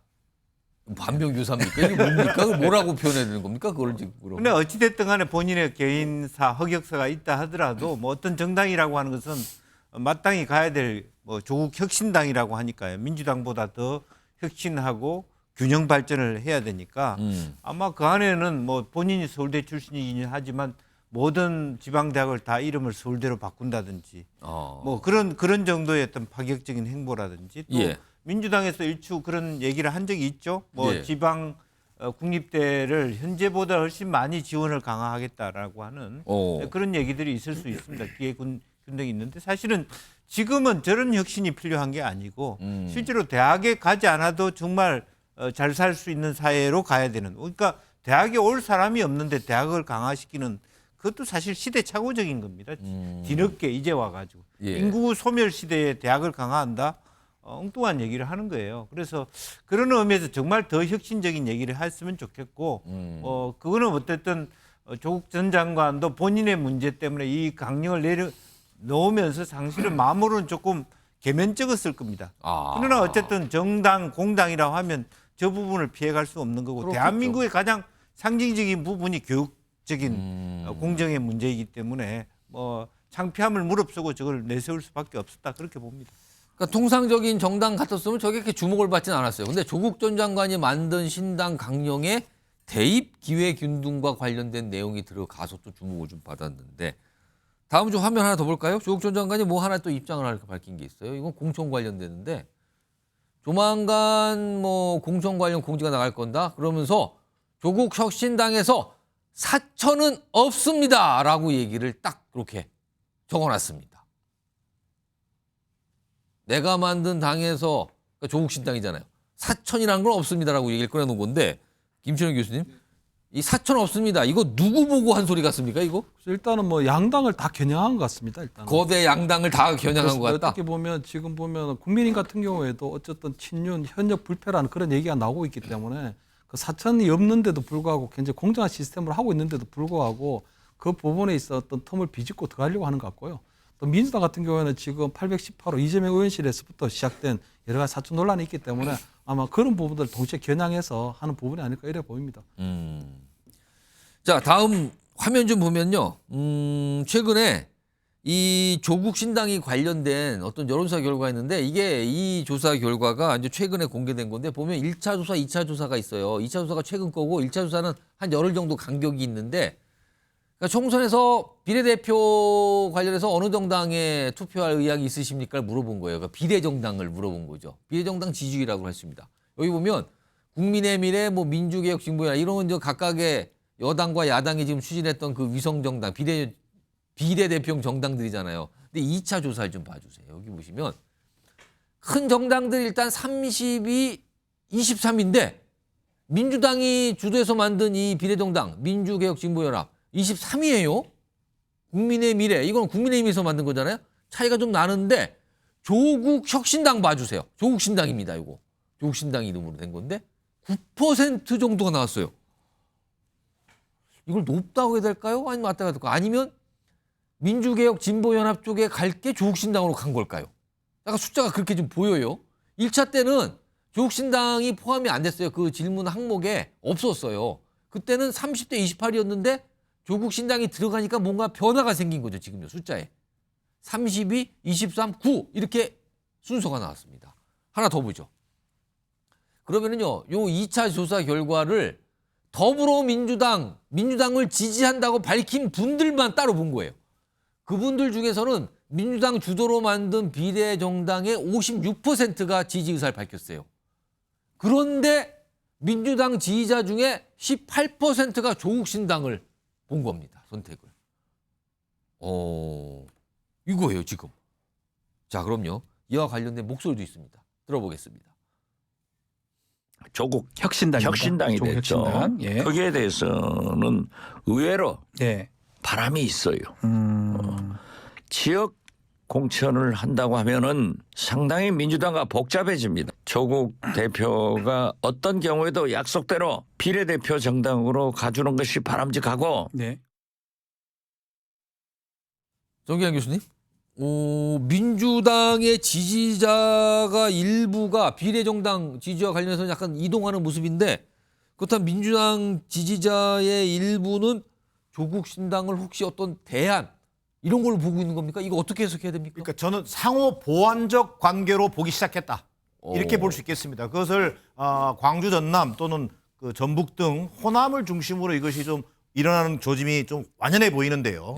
실제로 좀 전에 여론조사 결과에서도 언급됐습니다만 전국 지지율로 볼 때는 9% 정도의 지지율이지만 호남에서는 상당히 좀 15%, 16%까지 그거보다 높게 나오는 거군요. 상승하는 흐름이 완연하게 보입니다. 그리고 호남 그 민주당 지지자들의 경우에 실제로 이 표현을 교차투표라는 표현을 쓰더라고요. 지역구 후보는 어차피 민주당 후보가 밉든 겁든 찍을 수밖에 없고 그러나 비례는 이번에 조국 혁신당에 투표하겠다라고 하는 그런 교차투표 의사를 보이는 지지층이 많이 늘어나고 있다. 그 이유는 첫 번째는 민주당 공천 갈등인 것 같습니다. 이번에 이재명 지도부에 대한 신뢰 이런 부분에서 상당히 민주당 전통적 지지층을 중심으로 이재명 지도부에 대한 신뢰를 철회하고 있는 흐름이 한편에 있습니다. 그리고 두 번째 흐름은 뭐냐면 이래 가지고 정말 총선 승리할 수 있겠느냐. 이번 총선의 야당의 시대 정신은 윤석열 정권의 심판일 텐데 윤석열 정권을 심판한 가장 강성한 최첨단의 역할을 하겠다고 하는 것이 지금 조국 혁신당의 목표입니다.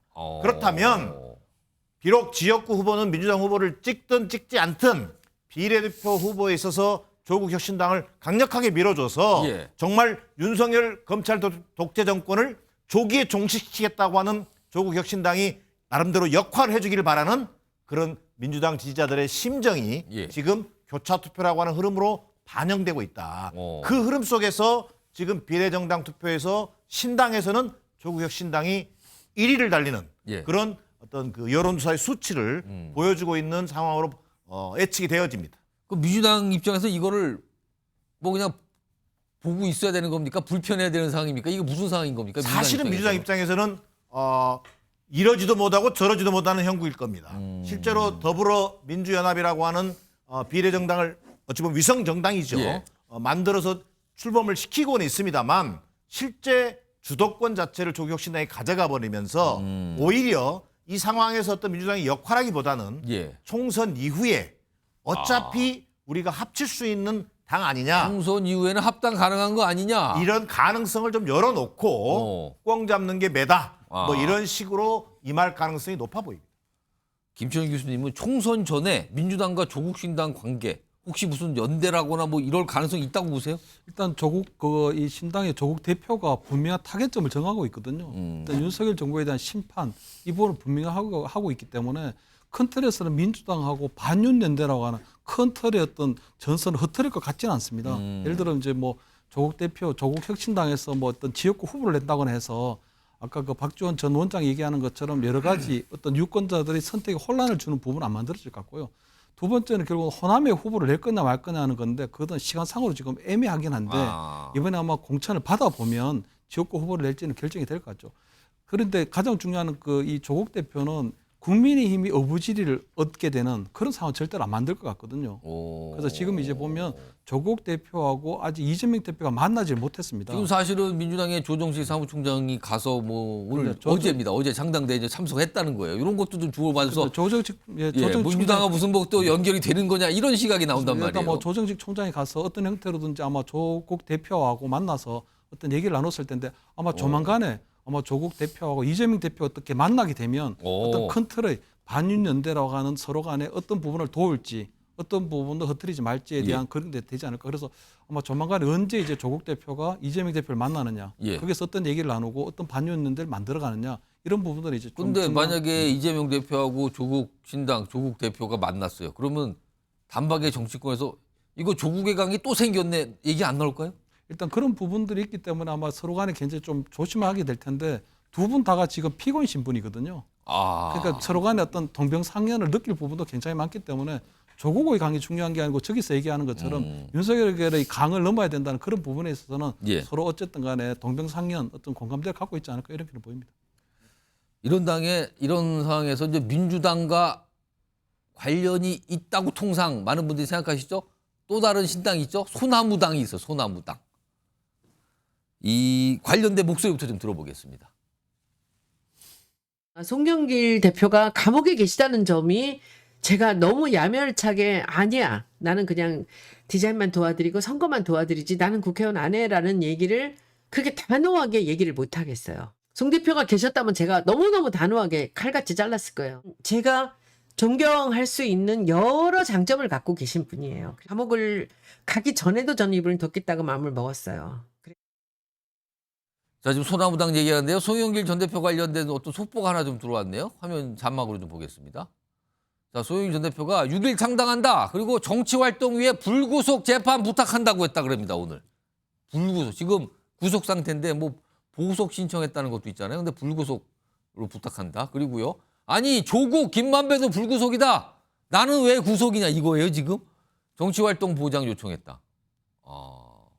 요거는 가만히 있어봐. 이거는 정치민으로 이렇게 짧게 1분. 이거 왜 누구는 지금 불구속인데 왜 나만 구속입니까? 이거 불구속해야 되는 거 아닙니까? 요청했다는데 이거 어떻게 봐야 됩니까? 지금 송영길 전 대표가 구속되어 있는 게 정상이고요. 예. 조국 전 장관이 항소심까지 유죄가 나왔음에도 불구하고 저렇게 돌아다니면서 창당하고 앉아 있는 것이 그게 비정상인 겁니다. 그런데 비정상을 뭐 비정상으로 한다? 그거는 말이 되는 거겠습니까? 저는 그런 생각이 듭니다. 그러니까 지금 아니 같이 재판받는 건 마찬가지인데 조국 전 장관은 지금 불구속돼서 당도 만들고 돌아다니는데 나는 뭡니까? 약간 이 분위기로 오늘 얘기를 좀 꺼내놨네요.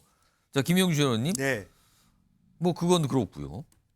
이 송영길 전 대표가 만든 소나무당 이거 파급력을 어떻게 보십니까? 글쎄 뭐 일정 정도 송영길 대표를 추종하는 분들에 대한 어떤 소구력은 있겠습니다만 큰 틀의 파급력이 있겠습니까? 실제적으로 뭐 돈봉투 사건의 뭐 말하자면 핵심적인 주인이고 본인이 뭐 돌린 건 아니라 하더라도 이제 그런 측면에서 한계가 있다고 보여집니다. 지금 또 보면은 매일 밤 108배를 하며 호소할 시간을 기다리고 있다는 얘기까지 오늘 입장이 나왔네요. 108배는 건강에 좋을 것이고요. 뭐 실제적으로 보면은 이제 그 조국 혁신당이 송영길 당이나 이낙연 당을 대신하고 있는 거 아닌가. 거기서 다 말하자면 깔때기를 거기다 그렇다면 다. 조국 신당이 송영길 전 대표 소나무당 그리고 이낙연 대표가 만든 지금 새로운 미래 것까지 다 흡수하고 있다 지금. 네. 그렇게 가장 보시는 거예요? 큰 지금 피해자는 광주에서 조국 신당의 그 지지율가 높다는 거예요. 사실은 원래는 이낙연 신당의 지지율이 그걸 높아야 생각했을 되는데요. 텐데. 그리고 또 송영길 의원도 마찬가지로 고향은 호남인데 그 두 분이 지금 이제 등판할 수 있는 기회가 조국 신당이 다 빨아들이고 있다라고 하는 부분이고 이름은 다 뭐 한자는 다르지만 조국 당수에 따라 조국 혁신당이 됐습니다만은 예. 송영길에서 씨앗을 따서 소나무당으로 한 것 같습니다. 소나무당. 예. 근데 한자로 송영길 대표 한자가 예. 소나무. 그거는 모르겠습니다만 뭐 어쨌든 조국 신당도 한자는 다릅니다. 조국과 뭐 예, 한자 다르다 그래요. 다릅니다. 이제 그런 상태에서 상징적으로 손혜원 전 의원이 디자인하고 손혜원 의원은 더불어민주당 디자인을 하신 분이라서 예. 전문가이신데 소나무는 외로워요. 소나무는 외롭다. 예. 항상 소나무는 외롭습니다.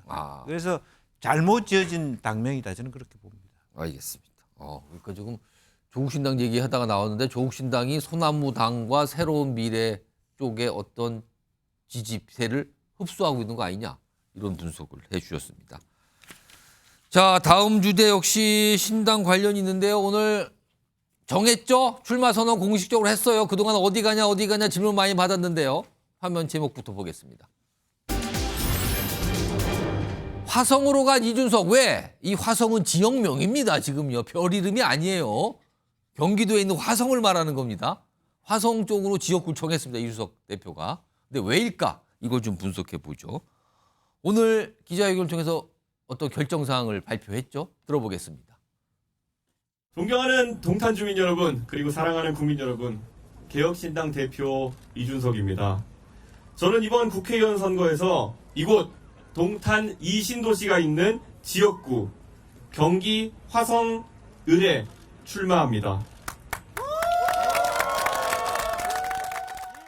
사실 노원구 출마에 대한 아쉬움이 굉장히 큽니다. 대구 출마까지도 막판에까지 고민했던 것은 맞습니다. 화성 동탄 지역에서의 도전이라고 하는 것은 굉장히 어려운 도전입니다. 이 동탄 이신도시에 도전하게 되는 계기는 대한민국의 미래를 바라보는 정치인이 그래도 저 한 명 정도는 있어야 되는 것이 아니겠냐. 지금 여당에 보니까 험지일수록 정치 신인들 영입해가지고 내보내는 식으로 선거를 치르려고 하는 것 같은데요. 그건 비겁한 선택입니다. 만약에 경기 남부 지역에서 진심을 다해 치러볼 생각이 있다면은 여기에 한동훈 위원장 나오십시오. 지금 화성을에 출마한다 그러는데 여기 오라 그런 거네요. 지금 한동훈 비대위원 보고 화성으로 오세요. 저하고 한번 겨뤄봅시다. 이런 제안까지 내놨는데 김철현 교수님. 지금 이준석 대표 관련해서 출마할 지역구가 거론된 게 노원도 있었고요. 대구 쪽에 어디도 있었고요. 세종도 있었어요. 근데 결국에는 마지막에 거론된 화성, 그것도 화성을입니다. 왜 화성을을 선택했다고 보십니까? 일단 화성을이 보면 일단 뭐 가장 뭐 대한민국에서 가장 젊은 세대들이 모여 있기 때문에 동탄 신도시. 그렇습니다. 어쨌든 본인이 일단 뭐 젊은 세대들에게 조금 뭐 어필할 수 있는 그런 강점이 있다. 이런 부분을 좀 생각한 것 같고요. 두 번째, 이번에 저기가 새로 만들어진 지역구입니다. 화성 가불병에서 이제 3개 선거구에서 4개 선거구 늘어나기 때문에 을이 분리가 되면서 정이 생기고 뭐 이런 지역구라는 거죠. 이제 기존에 활동하셨던 정치인보다는 정치 신인들이 들어오게 돼 있거든요. 그러니까 국민의힘이나 민주당에 보면 정치 신인들이 들어오기 때문에 결국 본인이 어쨌든 인지도에서 국민적인 인지도에서 높기 때문에 해볼 만하다. 이렇게 좀 판단한 것 같은데요. 제가 볼 때는 좀 저런 선택을 한 어떤 이준석 대표 보면 좀 안타까운 게 처음에 이 국민의힘을 탈당해서 개혁신당을 만들 때는요. 새로운 개혁 보수를 만들어 보겠다는 그런 거창한 플랜이 있었거든요. 그때 보수 얘기를 했어요. 그렇습니다. 그런데 지금은 그냥 국회의원 어디서 할지 어떻게든지 국회의원 배지를 달겠다고 하는 그런 사용만 남아있는 모습만 보여서 저런 부분은 굉장히 조금 안타깝다는 생각이 들고요. 지금 동탄에 가더라도 본인이 던져놓은 그 꼬리표, 나쁜 꼬리표가 그대로 붙어 있습니다. 그건 뭐냐? 무임승차에 대한 부분, 65세 이상 어르신 그 무임승차 폐지한다는 거. 두 번째, 그동안 지난 대선 때부터 꾸준히 이어져온 반페미니즘, 그 2대남, 2대녀 갈라치기 한 거. 그건 2대남이나 3대 남까지뿐만 아니고 그런 부분들은 분명히 계속적으로 부정적으로 남게 되거든요. 그래서 저는 3년패에 대한 트라우마, 특히 지난번에 걸쳐서 국회의원 3번 나가서 3번 다 떨어진 그 3년패한 그 트라우마가 있긴 하지만 이번에도 결국 이번 총선에서 결국 낙관적인 전망을 할 수가 없다. 어떻게 보면 김종인 비대위원장 얘기한 것처럼 차라리 대구에 가서 이번에 정정당당 승부를 하고 어쨌든 대구에서 어떤 정치적 기반을 만들어 가려고 하는 것들이 맞은 옳은 선택이 아니었을까 이렇게는 보입니다. 김영주 의원 이렇게 짧게 한 1분 정도 드리면 보수의 사지라 그랬어요. 화성을을 보수의 사지. 이준석 대표 입장에서는 화성을은 험지입니까? 아닙니까? 양지입니까? 뭡니까? 험지가 아니었기 때문에 살아남으려고 선택한 거 아닙니까? 가능성을 보고 선택한 젊은 세대들이 많으니까 온 거 아닙니까? 그러니까 막판까지 대구를 고민하다가 여기를 선택했다 그랬어요. 네. 그러니까 이제 최근 들어서 여론조사 우리가 공표할 수 있을지 모르겠습니다만은 개혁신당에 대한 대구에서의 지지율이 너무 적게 나오고 있습니다. 그러니까 차라리 이원욱 의원이 있었던 지역구를 물려받는 거예요. 이원욱 의원이 옆 지역으로 가고 정으로 갔나요? 양양자 의원이 용인으로 가면서 젊은 벨트와 자기도 전자공학 어떤 컴퓨터 전문가로서의 반도체 그런 어떤 연결고리를 스토리를 하나 만들어 보겠다라고 하는데 실제로 더 참혹한 것이 완전한 험지가 아닌 곳에서 졌을 경우입니다. 생각하기도 싫겠지만 그런 부분이 있습니다. 알겠습니다. 이런 가운데 최근에 개혁신당에 합류한 김종인 전 비대위원장, 지금 공천관리위원장을 맡고 있는데 언론 인터뷰에서 뭔가 이것까지 내가 생각 못했다. 가보니까 좀 다르더라. 개혁신당에 관해서 얘기를 합니다. 들어보시죠. 이 개혁신당이 그동안에 이준석 대표를 중심으로 해서 사실은 많은 사람들이 모이는 걸로다가 지금 생각을 해봤는데 막상 와서 보니까 그렇게 인적 자원이 풍부치가 않아요. 네, 오늘 인터뷰가 아니고 오늘 그냥 기자들 만나서 한 얘기인데 정기란 교수님, 아니 원래 개혁신당에 사람이 많은 줄 알았는데 가보니까 그렇게 많지 않더라. 안 모였더라. 이거 뭡니까? 이거 무슨 상을 본 겁니까? 한마디로 보니까 내가 속았네인데 내가 속았네. 뭐 이런 그 느낌일 텐데요. 그게 좀 불가피한 게요. 첫 번째는 지금 뭐 정당 지지율을 구체적으로 언급하지 않더라도 개혁신당이 보여주고 있는 정당 지지율에 누가 비례대표의 당선 가능성을 믿고 사람들이 몰려들겠습니까? 결국은 예상했던 것과 달리 제3지대 신당을 언급하면서 사실은 우리 정당사에 정말 기록으로 남을 만큼 새로운 미래와 합당을 합의했다가 결국은 일주일 만에 당이 깨지는 상황까지 맛보았습니다. 이런 첫 출발부터가 삐걱거렸기 때문에 애초에 계획대로 될 수도 없었고 지금의 정당 지지율로는 좋은 인재들을 받아들일 수 없다라고 하는 현실을 지금 김종인 위원장이 확인한 것이다. 그다음에 더 나아가서 이 3지대가 지금 굉장히 우후죽순처럼 생겨나고 있습니다. 자, 뭐 조국혁신당, 또 소나무당 우리가 언급했습니다만 또 각각 거대 정당들이 만들어내는 위성정당 등등 하면은 이 신당에 있어서 이 개혁신당이 가지고 있는 정체성과 본인 스스로의 어떤 포지션을 지금 정확하게 가져가고 있지 못하기 때문에 더더욱 그 3지대로서 성공 가능성이 낮아진 것이고요. 그러다 보니까 당연히 인재들은 당에 찾지 않게 되는 그런 악순환의 고리에 빠진 것 아니겠는가. 결국 김종인 공관위원장 입장에서는 불현듯 이 사람이 없고 속았네라는 느낌 속에서는 내가 마지막 선택을 잘못한 것 같다라고 하는 그런 푸념으로 저는 이해가 되어집니다. 조혁신 변호사. 네네. 김종인 공관위원장도 원래 이준석 대표한테 대구 얘기를 좀 끌었었잖아요. 처음에. 네네. 근데 거기는 마지막까지 고민하다가 결국은 경기도 화성을로 선택을 한 거예요. 그럼 이게 어떻게 되는 상황입니까? 글쎄요. 근데 저는 객관적으로 봤을 때 이준석 그 대표가 지금 대구에서 지지율이 거의 안 나오지 않습니까? 그런데 왜 그러냐면은 이준석 대표가 제가 봤을 때는 보수가 아니에요. 누가 이준석 대표를 지금과 같은 상황에서 보수라고 생각을 하겠습니까? 오히려 진보 쪽에 훨씬 더 가까운 그런 얼마 사람이. 전에 한동훈 비대위원장이 무슨 민주당 계열 아니냐, 개혁신당 이런 얘기까지 다시 꺼내놨는데. 그 이야기가 그 민주당 쪽에서는 모르겠지만 보수 쪽에서는 거의 공감하는 그런 이야기가 아니겠는가. 왜냐하면 이준석 대표가 탈당해가지고 누구하고 같이 잠깐이지만 손을 잡았습니까? 이낙연 대표하고 손을 잡았잖아요. 그런데 이준석 대표가 당내에 있을 때 계속적으로 뭐 그 윤석열 대통령부터 계속 비난을 갖다가 하다가 그러다가 나가가지고 그 이낙연 대표하고 손을 잡은 걸 보니까 그러니까 역시 그 이준석 대표는 혹시나 했는데 역시나 아닌가. 그런 상황에서 어떻게 대구에 나가가지고 의미 있는 득표를 갖다가 할 수 있겠는가. 제가 봤을 때는 이준석 대표는요. 화성에서 과연 당선될 수 있다라고 본인이 생각을 갖다가 할까? 저는 이준석 대표는 지역구 어딜 나가도 되게 어렵다라고 생각을 했을 거고요. 그런데 그럼에도 불구하고 지역구에 나갈 수밖에 없는 것은 비례대표로 2번을 받아도 당선이 될까 말까 거기에 대해서 회의적이기 때문에 그러느니 차라리 내가 지역구 나가가지고 지역구 그 비례대표 한 석이나 두 석이라도 받아야 될 것이 아닌가 저는 그런 생각을 갖다 한 거고요. 그다음에 이제 김종인 공관위원장은 원래 셰프 같은 역할 아니었겠습니까? 그럼 셰프라고 한다라고 하면 음식을 만들 재료가 있어야 되잖아요. 그런데 제가 봤을 때 그 개혁신당에는 재료라고 할 만한 게 아무것도 없어요. 그냥 기껏해야 라면 하나 정도 있을 것인가. 그런데 내가 라면 끓이려고 여기 들어왔나? 그런 자괴감이 든다. 저는 그런 생각이 듭니다. 자, 다음 마지막 내용이 하나 준비되어 있는데요. 지금 정부와 전공의들 대립은 여전하죠. 이와 관련해서 지금 정부는 굉장히 강경한 입장인데 어떤 관련 목소리부터 좀 들어보겠습니다. 불법적으로 의료 현장을 비우는 상황이 계속된다면 정부는 헌법과 법률이 부여한 정부의 의무를 망설임 없이 이행해 나갈 것입니다. 정부의 업무 개시 명령을 위반하면 최소 3개월의 면허정지 처분이 불가피합니다. 3개월 면허정지 처분을 받게 되면 전공의 수련 기간을 충족하지 못하게 되므로 전문의 자격 취득 시기가 1년 이상 늦춰지게 됩니다. 3개월의 면허 정지를 받게 되게 되면은 1년간 수련 기간이 부족해서 1년간 수련 인정 못 받을 거라는 얘기를 정부는 그걸 압박으로 생각하고 얘기를 하는 거예요, 정부는. 무슨 얘기냐? 1년 동안 쉬는 얘기란 말이에요, 전국들한테 그러면. 본인들이 하는 얘기가 뭔지도 모르고 막 뱉고 있는 것 같아, 제가 볼 때. 조혁진 변호사 한 40초 좀 못 남았는데 면허 정지 석 달 뒤 만약에 복귀 안 하면 그 다음 단계 어떻게 되는 겁니까?